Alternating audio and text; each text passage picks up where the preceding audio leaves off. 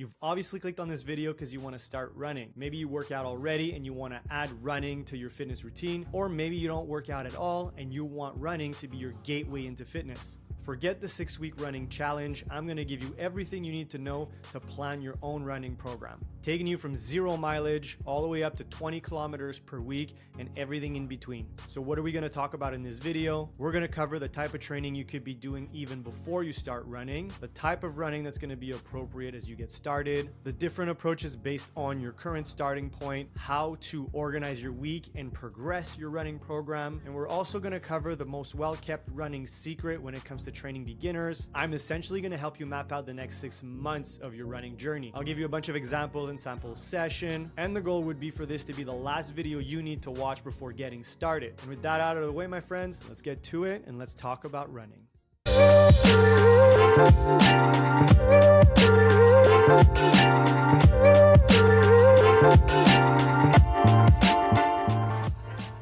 First topic of conversation, let's talk about scenario 1. You don't run, you don't really work out.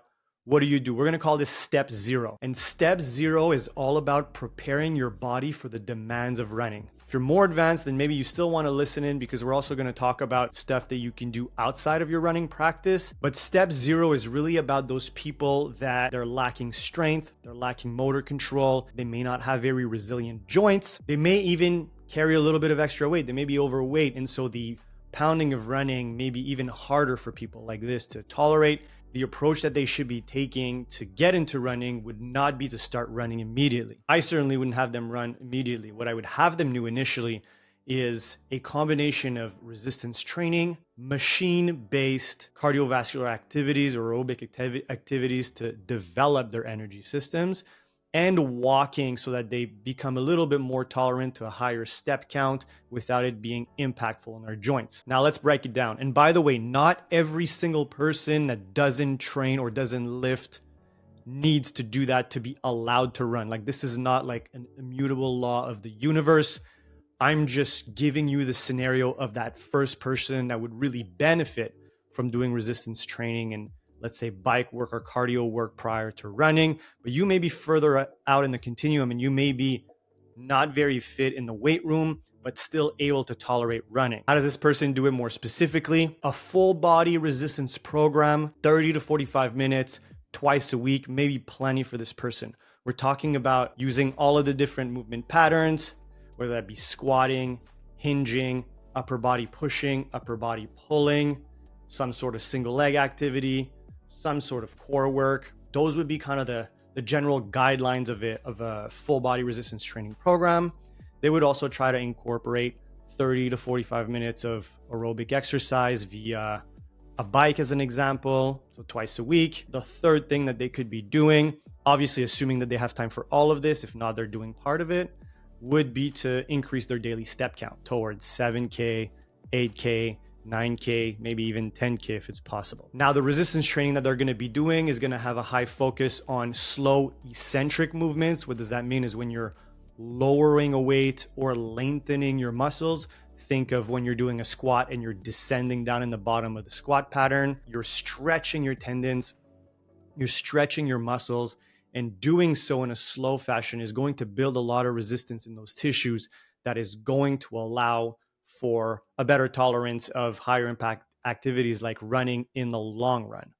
And the reason that these people are not starting out with running is that they may not be able to tolerate those impacts, but also because if you want to be successful at running, specifically at the beginning, if you don't have a lot of capacity, you have to make running easy.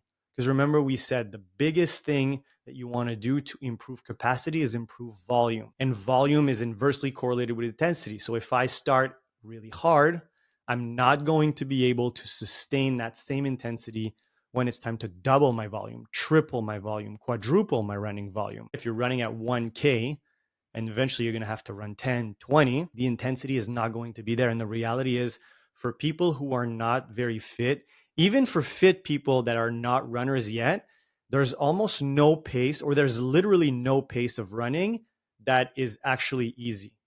Because of the full body nature and the impact associated with running, it becomes hard or harder almost instantly. And so if we're thinking about the fact that you want to make this not too hard, somewhat enjoyable, so that you want to do it frequently, you want to pick it up as a habit, and you want to do more, then you have to do it in a scenario that's not hard. That's where the other stuff comes in, to build a certain level of capacity that you can then tolerate a bit of running. And so these people, no matter how slow they run, they can never make it easy. And so we're going to have strategy. Even when they start running, they're not going to be able to make it easy. So we're going to have strategies to kind of mitigate that, which are coming in a second. Now, once you do that for a little while, then you're eventually going to become more fit. Your joints are going to be more conditioned. Your muscles are going to be stronger. Your cardiovascular capacity is going to be better. You may even see your resting heart rate is dropping, and you're going to be ready to start putting on your running shoes and going out for a run. The main strategy for people who are at this level, like we were just saying, is that you want to make it easy. And the only way that you're going to be able to do that is that you're going to have to do running and walking intervals. I think running and walking intervals are the best kept secret of the running world. Not a lot of people utilize them. A lot of people are likely driven by their ego and don't think that, or think that they're too good to use this as a running strategy. But honestly, they can yield a lot of benefits, particularly if you're trying to do more zone 2 work and running is still hard for you. And it can allow you to do a lot of volume without being too fatigued. They also make things a lot more accessible for mostly anyone, because you can have so many different iterations of them, and they can be very small and very easy at first. The key is not to find what's the maximum that I can do right now, start there and progress. What you want to do is you want to find a safe, almost minimum, start there, tolerate it, and then build from there. Again, if you're playing the long game, which you should be in a sport like running, heck, as which you should be for any fitness endeavor, it's okay if you start too low and you increase over time. Maybe you're going to progress quicker because you started very conservative than you would have otherwise progressed if you were pushing your limit and then barely inching forward week to week. Now, let me give you an extremely conservative progression. You could feel free to jump in at any point in this based on what you think is appropriate for you. But maybe you start with something like 30 seconds of running every 5 minutes over the course of a 45-minute walk. Then over time, maybe you'd progress yourself to doing something that's a little bit more dense, where maybe with the roughly the same kind of time domain, you'd walk for 10 minutes, then you do 10 minutes of 30 seconds of running, 30 seconds of walking. Then maybe you walk for another 10 minutes, and then you do another set of intervals of 30 seconds of running, 30 seconds of walking. So you're spending a total time of 40 minutes on your feet, but you're doing a lot more running, and you're also doing a little bit more dense of a volume of running. Or maybe you're a little bit more advanced or a bit more tolerant, and you start your running program at 30 seconds on, 30 seconds off for 30 intervals. So 30 minutes of that with a total of 15 minutes of running. Now we're talking about still very, very minimal or small amounts of total running volume. Let me kind of progress towards real running volume. Let's try to see what we would do to take someone from this point, moving our way all the way up to, let's say, 20 kilometers of running per week. I feel like most people that are running somewhere between 10 and 20 per week probably at this point are considering themselves a runner. So that's kind of the point where I want to take you in this conversation today. Does all of your running volume have to be easy? No, it doesn't. You can run a little bit harder, and there's going to be no issues there. That being said, typically when I create progressions for client, up to a certain point, I don't see the need necessarily for going faster. So I encourage them to keep it slow. And a lot of my clients are combining some form of resistance training or other activity with running. So we also don't want there to be too much interference effect between the two, particularly as they're starting out. But you could do some running a little bit faster. It's not a problem. Like we were saying, as long as what you're doing right now is not pushing your limit and has a lot of room to grow, has a lot of room to improve, obviously, as you get more fit, then you're probably on the right track. And like we were saying before, you also don't necessarily need to live before you run. I just think it's super valuable, and I think it's almost a necessity for some people, but not all. Now let's put this into context. Easy running is not just something that you do when you're a beginner runner. As a matter of fact, if you look at any advanced or elite runners, a massive part of their total weekly training volume is going to be easy. Actually, probably an even bigger part, it's even more important for them because the volume is so large. If they want to be able to tolerate it all, they have to do a lot of easy work. And not only that, endurance performance is correlated with training volume. And if you want high training volume and you don't want to burn out, then you have to go easy. So upwards of even above 70% of total training volume would be easy in the case of most endurance athletes. So it's not like we're doing something that goes against what is required to be good, or we're doing it as a regression because we're a beginner. We're literally doing it because that's the way you progress. So the point I'm making here is easy training is not unproductive in the context of endurance training. It's highly productive. Now, if you want more information on that, you can look at a blog article and a podcast that I've done previously called Why You Need More Easy Training. Or you could look at the YouTube video that I just recorded and posted called Lactate Threshold Demystified. And we're now entering scenario 2. We're kind of at a crossroad here. So we've progressed you to a point where you're able to start running more, or you may be jumping in right here at this point if you're already a little bit more fit, you have training experience, and now you want to get into running. So technically, you probably have more tolerance to the pounding of running relative to somebody who had zero training experience. So this may be your starting point here. Now, to reiterate the goal is to find a starting point that's lower than your current tolerance and to leave room for progression and then go from there. Now, we may be kind of regressing back a little bit from the top volume that we were talking about in the previous scenario, but we'll get there very quickly. Someone who's starting out in this scenario may start with something that's still ultra conservative, but a little bit more dense. Maybe they're doing 60 seconds of running, 60 seconds of rest for 5 to 10 intervals. Now, there's no magic strategies here. I take it on a case-by-case basis. I typically find an educated kind of guesstimation of what I think a good starting point would be for that person. We test it out. They should report back to tell me that it was quite easy, that they felt great, that they could do a lot more. If their comments are more along the lines of, ooh, that was a bit tougher than anticipated, or I was feeling my knees at this point, I was huffing and puffing significantly by the end. The last interval was a lot harder than the first interval. Then I probably would at this point say, okay, the starting point is a little too aggressive. Let's back you off.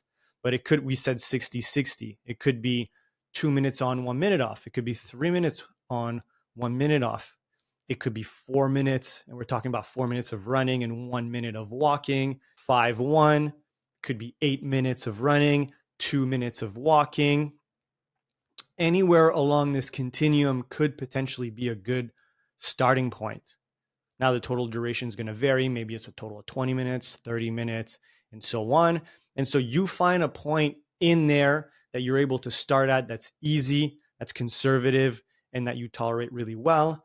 Or this could straight up be the progression that you follow for the next couple of months, starting at 2 minutes of running, 1 minute of walking, and then working your way up to something that would look like 8 minutes of running, 2 minutes of walking. So that's 10 total minutes. And maybe you do that for 3, 4, 5, 6 interval. This would be a 60-minute running workout. But the overall goal, as you guys can see, is to increase the total minutes of running without making the run significantly harder. So now we're getting to a point where you are running, you're running more, but you're still running primarily in run-walk interval. What's going to be the next logical progression from there? It's going to be to start doing more continual running. Now, again, maybe the starting point is what? If you're doing 8 on, 2 off for 60 minutes, maybe your starting point is 15 to 20 minutes. And then you're going to progress that weekly as per tolerance to 25, 30, 35, 40, 45, and so on, which would eventually bring you to a point where you're doing a decent running volume per week. Maybe somewhere in the 10 plus 15 kilometers of running per week, which is a very decent bit of running for what we would call a beginner. Now we get to this point and I'm sure somebody's going to start wondering, okay, you're telling me about my running session, but how am I going to fit that into a week?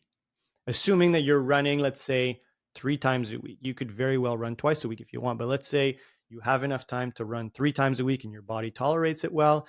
Maybe what you do when you're introducing those continual bouts of running is that you have day 1 where you're doing your run walk intervals.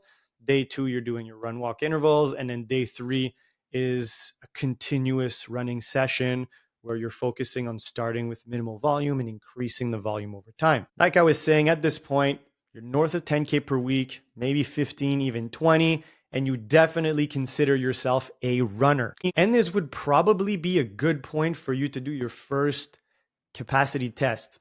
You could run a 5-kilometer time trial, do your best, see how fast you go. And now you have a benchmark that's going to show you exactly how much progress you can make by maintaining your running schedule. You can use that benchmark and retest it in the future. How often? Well, that's going to depend.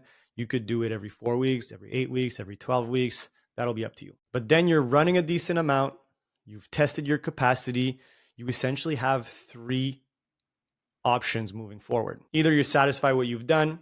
You essentially at this point keep running the same amount essentially forever. I mean, option 4 would be that you just stop running, which I don't know why you would do that, but let's ignore that one for a second. So the first one is you just keep doing what you're doing and you're satisfied with the amount of training volume that you're doing. The second option is that you keep running and you increase your training volume. And the third option is that you start incorporating different paces and training different intensity domains within your running, or a combination of more volume and more intensity. By the way, if you're not familiar with the concept of intensity domains, but maybe you're a bit more familiar with the idea of training zones, we're essentially talking about the same thing here, meaning different paces are going to have different stimulus, and we're going to try to experiment with different stimulus in your running program. Now, what's the best way to incorporate different paces into your training program? The logical step from here would be to start running sometimes in the week just a bit faster than your current pace. So if you've been following instructions so far, your pace should be, for the most part, easy. And so now we're going to go from running easy to running at a slightly more challenging pace. I'm sure you want an example, so let's give you an example, and we're going to stay in my conservative approach to giving you a running prescription. Say maybe you do, instead of running a 5-kilometer that day, you switch it over to doing something like 1 kilometer at your regular pace and then 500 meters at a slightly faster pace, or maybe even 1 kilometer at a faster pace. Maybe you take a break, 1 to 2 minutes walk at the end of that, call it an interval, and do it 3-4 times. Now you're still doing a decent amount of training volume, controlling fatigue a little bit by doing some easy work as well as incorporating rest, but you're also practicing and giving your body exposure to tougher intensities. How much faster? I don't know, let's say 20 seconds faster than your typical running pace, maybe a little bit more. See how it goes. And it should feel kind of more challenging, but comfortably hard as you're doing it. And now let's zoom out a little bit. And again, I want to show you what this may look like in a week. Let's give you another example of a different way to do it, but you would do, let's say, your first day where you run 5 kilometers. And your second day, let's pull back on the volume a bit because the intensity is going to be a bit higher. Maybe you run 3 kilometers at your faster pace. So that would be a continual bout of faster effort. And then on your third day, you're doing something like another 5-kilometer easy. And then over the course of the next couple of weeks, you're progressing the volume towards doing day 1, 5-kilometer easy, day 2, 5-kilometer faster. And then maybe day 3, you're now running 10 kilometers. So we've increased the volume while increasing your exposure to some higher intensity work. And by doing simply that, running plus slightly faster intensities, we would call that tempo work, by the way, or the heavy domain, zone 3. A lot of synonyms here. You could get pretty far in your running capacity just by doing that. Now, the other strategy that you can incorporate, which is also very popular in the running world, would be to go on the complete other side of the spectrum and incorporate some very short bouts of very fast running. We would call those strides. So stride work is quick sprints, not maximal sprints, but at a pace that's much faster than what you're currently running at, that you repeat during an easy session, either in the middle or at the end when you're done accumulating your daily volume. It could look something like maybe you run a 5-kilometer at an easy pace, and then at the end you do 8 intervals of 10 to 15 seconds of stride work with about 50 seconds of walking. So maybe you're going on the minute, and that's your stride work, your easy day with your stride work. Now there's a ton that we haven't spoken about when it comes to creating a complete running program. But remember, the concept or the topic of discussion today is how to start running in 2024. So we don't need to get further than that, because at this point, you'd be able to run a good amount. You're now a runner, and you're also ready to participate in races if ever you wish to do so. And this gives you a really good idea of how I think about creating a running progression for somebody that is a pure beginner. Hopefully you have enough information to now start thinking about what this would look like for you. If you want to put that into practice, what I suggest you do is you just kind of take out a pen, you create a starting point, and then you create an end point of where you would want to be in, let's say, 12 weeks. And you write how this progression could look like so that you just kind of conceptualize what I was just talking about. I'm going to put in the description a spreadsheet that's going to give you sample run walk intervals that you could incorporate into your training so that you can see like an entire progression based on the distance of running and walking that you're doing, so that you could take some of the guesswork out of the equation. And I'll put also some of the weekly training distributions that I was talking about so that you can also visualize them if it's going to help. Now, there you have it. Coming from the guy who literally hated running to now it being a very important part of my weekly training schedule. Believe me when I say that incorporating running into your lifestyle is an amazing thing to do, and I strongly encourage you to do it. Hopefully I've given you the tools to be able to do that in the coming year. I've always had respect for running because it's honestly a fundamental human pattern. It's also extremely tied into our evolutionary story. And honestly, the reward you get from running is really hard to replicate with anything else that you could do in a gym. Not impossible, but I find really hard. The endocrine response you get after a run, just the connection with the outside world, maybe even nature, the fresh air that you get during the activity, the mind clearing effects, and obviously the very significant fitness improvements that you get from doing it, in my opinion, are 100% worth the time investment and the effort investment. And now on that note, officially, I'm leaving you guys with that until the next episode. See ya.